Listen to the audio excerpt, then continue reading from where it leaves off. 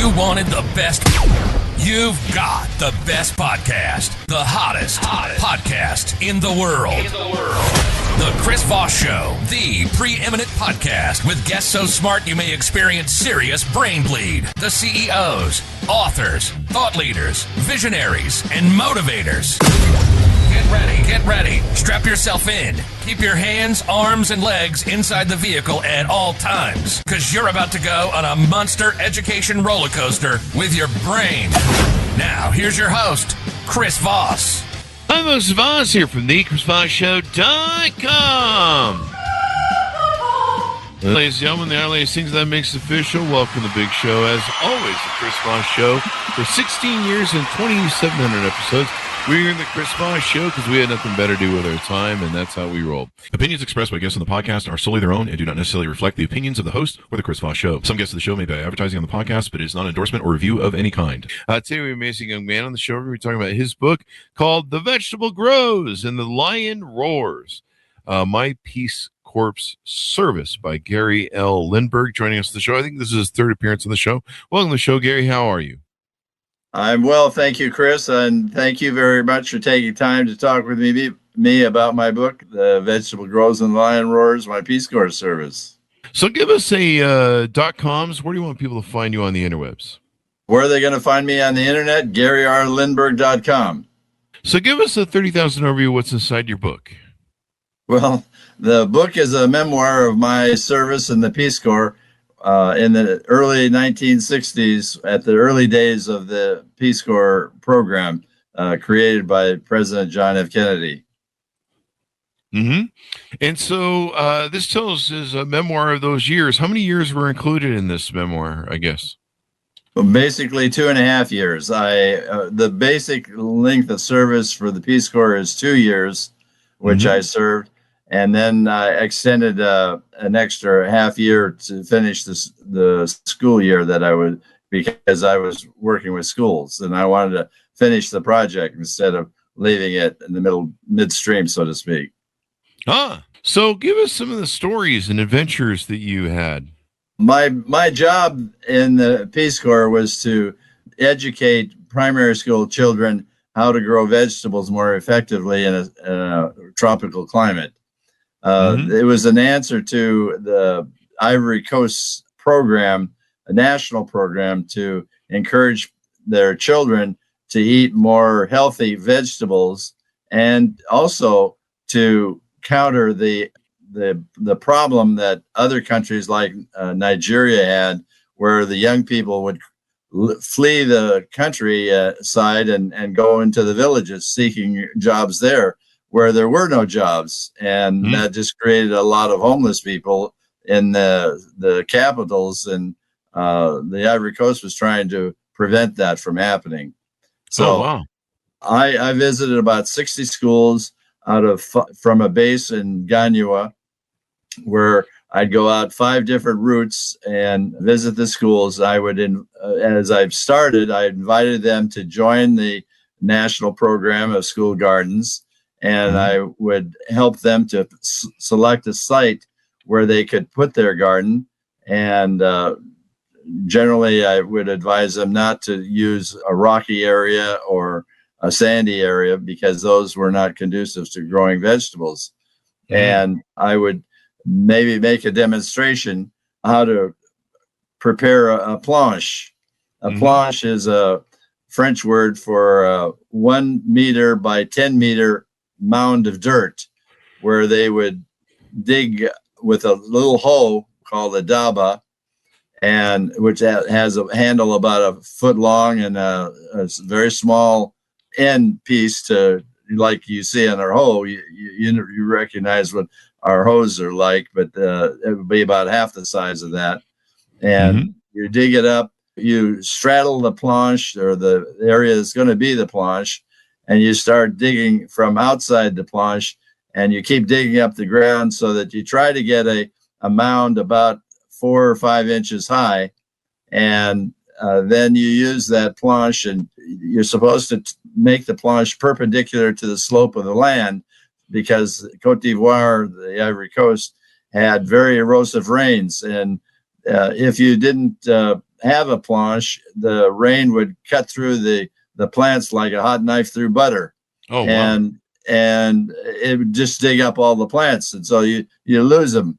But by making a planche, the water would basically flow around the end of the planche and down the slope of the land, and thereby the plants would survive. And we used vegetables. I tried to encourage people to use vegetables that they already liked, okra or manioc or whatever, and try to get them to eat what they really wanted to eat anyway. And I would visit them, and sometimes I arrived at the time when there was a black mamba snake crawling around in their yard, and the kids were all out there throwing rocks at it, trying to kill it. And sometimes they would. And sometimes I had to walk through the bush in order to get to the garden. And who knows what would have happened if there were a snake along the way. But generally speaking, no, that wasn't a problem. So that was my main job. And then at summertime, I had to fill the time that school was out with another project.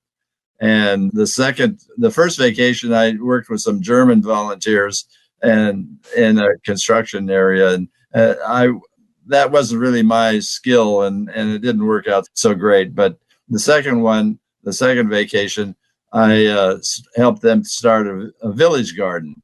And I had to go into the village with a agricultural representative accompanying me and sit in a small house where all the elders of the village would gather. And then I would explain in French, not in English, but in French, what I wanted them to do. And then the agricultural official would then explain the project in the Cuba language, which was the language of the village at that place where I was doing the village garden. And so they eventually agreed, but then they showed me several different locations where they'd put the garden, and I said no, that those weren't appropriate because they were too sandy. And I didn't think that would work. And they said they had 5 locations they wanted to show me. Well, the first 3 I said no, and then they showed me the 4th, and it looked a little sandy, but I said, okay, well, we'll try it out. We'll see what it. I was afraid if I didn't say yes to that then I'd have to say no to the 5th choice, and then I'd lose the project. So anyway, the name of the village was Deoepleu, and the people there were wonderful. I spent 7 days a week, 24 hours a day in the village, sleeping, eating. They would bring me a bucket of warm water. They heat in a nice silver bucket that you could have bought brand new. It was brand new, and that was my shower. I would go into a little hut and put a lot of water on me, and then soap down, and then pour the water over the soap, and that was how I took my shower. Wow! And then I ate my food that I prepared with some help from them in the village. So I lived my whole life there, and that's the way it worked out. And there were challenges when I had to increase their activity level, because when they were trying to help me, basically they were taking time away from their life where they had their own fields and their own responsibility to help their family. And so when I was there, I was telling them to stop doing that to help their family, come help the village garden. And that was a challenge. Definitely a challenge. What do you hope people come away with when they read your book? What do you hope that they see and hear? Well, I hope they understand how wonderful people are and how similar they are to other people, just like us Americans. They want food, clothing, housing. They want a good life. They want to enjoy dances and fun things too. Just like we do, and it's remarkable how similar they are. There is one story you were indicating a story. When I was among one of a number of Peace Corps volunteers who chartered a plane to fly from Lagos, Nigeria to Nairobi, Kenya. And so I went to, I participated in that adventure, and I got to Nairobi, and along with the other volunteers, I didn't really know what I was going to do or where I was going to go. And these girls came up to me, and there were 4 of them, and said, we want you to help be part of our group. We're going to go visit all the game reserves. And I said, well, I don't know if I should be going with you, but they said, well, you know about cars, and you'll be a big help to us. And I said, well, I know nothing about cars. They said, well, that's okay. You're a guy anyway. So, okay. I said, okay, I'll do it. So we drove around, and we visited Nairobi National Park Reserve. We went to Amboseli Game Reserve, and we went to Serengeti Game Reserve, the big, well-known place. And then after we visited Serengeti, we got up in the morning and we started on the main road, which is really a paved road, not a paved road. It was a dirt road, but it was very good. And one of the girls had read something about finding Olduvai Gorge, where the Leakey family found the oldest remains of humans. And so she wanted to go there. The other girls wanted to go there. So I said, well, okay. And we did, but I had no map. I had no GPS to tell me where to go. I didn't know where to go. And they didn't know where to go. How are we going to find it? Well, as we drove about 5 miles or so past Serengeti, we saw this little 8x10 sign. It was pointing to the left, and it said Olduvai Gorge. Oh, we don't know any better. So we drive off the main road, drive in the winding road ahead, and end up in the hills a little bit. And the car overheated. And here I am, the one who's supposed to know about cars. What did I do? I lifted up the radiator. I mean, the hood, and then I proceeded to open up the radiator. Well, all the water in the radiator, if you know anything about heat, all spurted out. It was all over the place. So we had no more water in the radiator as a result. So that's what I knew about cars. And excuse me. And so we one of the other girls and I grabbed these 6-ounce Coke bottles that we were drinking along the way and had used up, and we were going to trying to find some water. Well, we walk off in one direction and walk several miles, and excuse me, and we couldn't find any water. We found a sign that said Olduvai Gorge, another 5 miles. Well, I was afraid that if we went 5 miles, we'd never find the car back again. And this is after we visited all these game reserves. We got lions and leopards and cheetah, all these animals ready to have dinner. Us. So what we did is we went back to the car.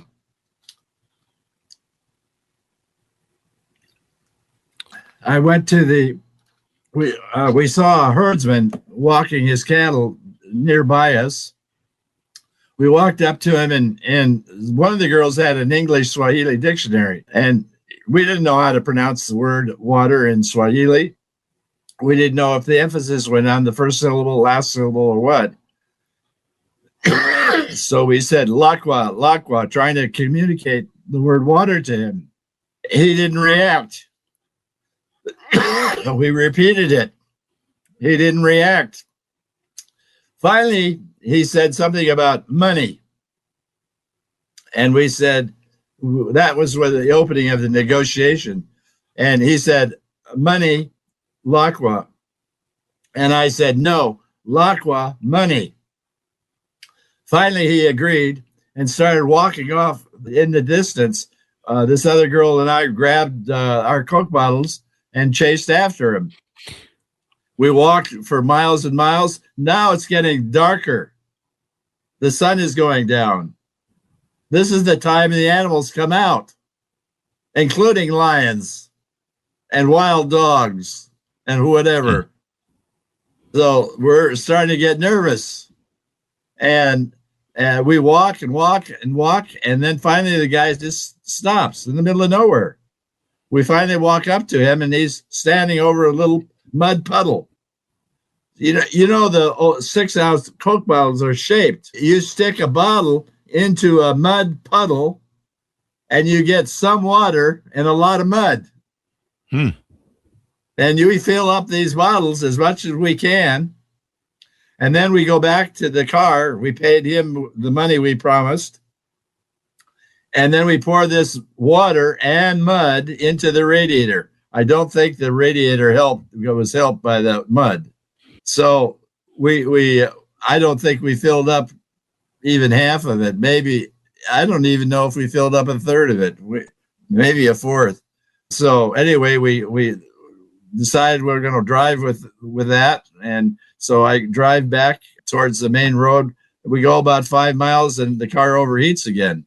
Well, I decided I'm not going to stop. I'm going out. I'm not sorry about the car, but I'm driving anyway.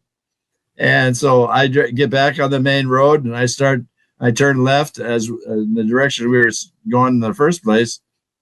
And then we see this corral up on the right side on a slope of the land.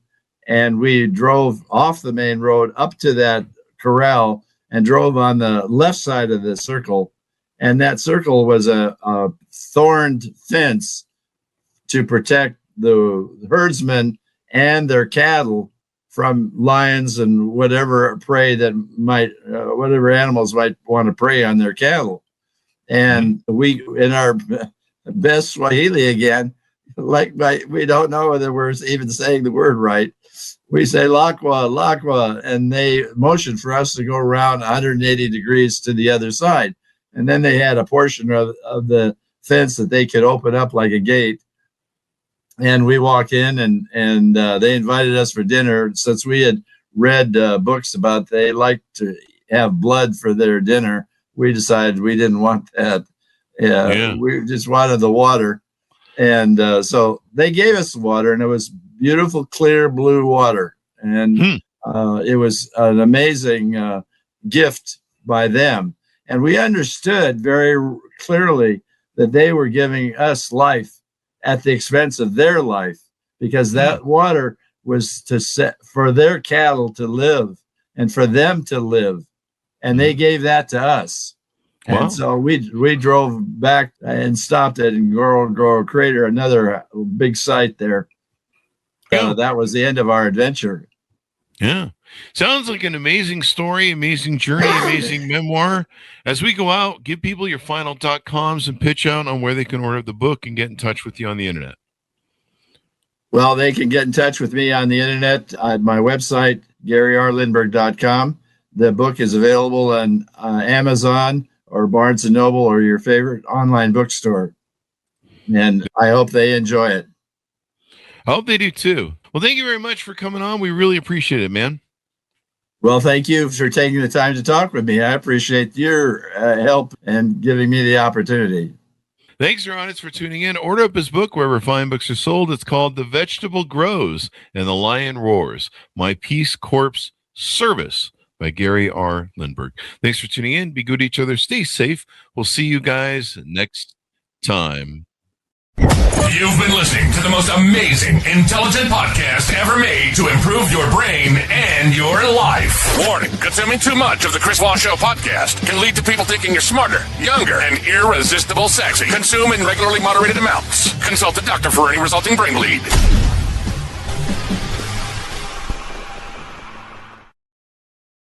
Gary, that should have us